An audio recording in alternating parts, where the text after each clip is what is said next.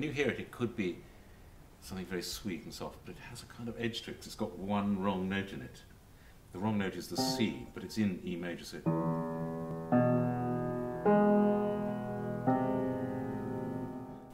the story of the opera suggests something not quite right.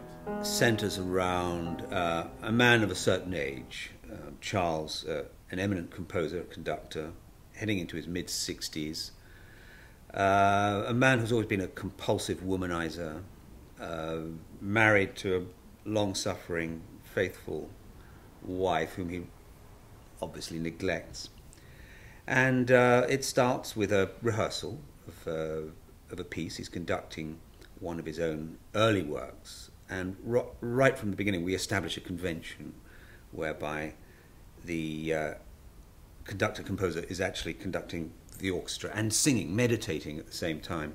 And then we become aware of I suppose, the central female lead, the Polish housekeeper, Maria, who deludes herself into thinking that not only is she in love with Charles, but that he is giving her signals that he loves her. And really the opera is the story of this calamitous love, a destructive love, and misread signals from Charles to Maria that cause Maria to do something truly appalling, for which Charles will face the consequences. We became interested in the idea of a variation on sexual obsession, and the variation being somebody who, rather like a sort of, you often find in a large corporation, there's a PA, male or female, to the chief executive, who almost allows them to indulge their dalliances with other people as a form of kind of sublimation, but all along perhaps has this desire to have this person themselves. And Ian was interested in it because it's a variation on the usual straightforward obsession. It has something of a Don Giovanni-like end, Charles being led off to hell.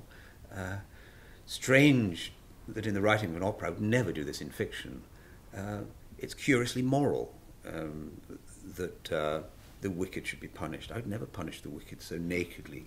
Something about the opera convention leads one to do this. The wonderful thing about what Ian does is that it gives you, almost every line gives you musical ideas. In fact, there was very little I wanted to change. I mean, odd little things.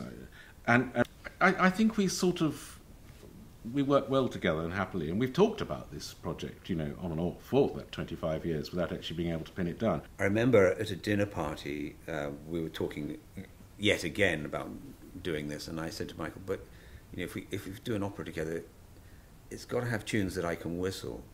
But in fact, one of the marvellous things about Michael Samwell is it has a strong expressionistic quality, but Michael can turn out a melody, a beautiful but not sentimental melody, just at the right moment, and he's done this at various points in this.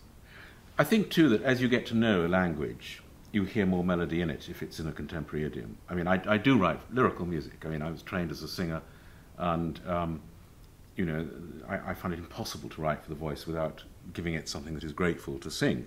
I hope that there will be moments in this when an audience will actually laugh out loud. But I'd like this laughter to ring in a rather hollow way, because the events overtake the comedy in a rather precipitate manner towards the end. It will have the feel of a sort of thriller in some ways, because it is very dramatic, things are constantly happening.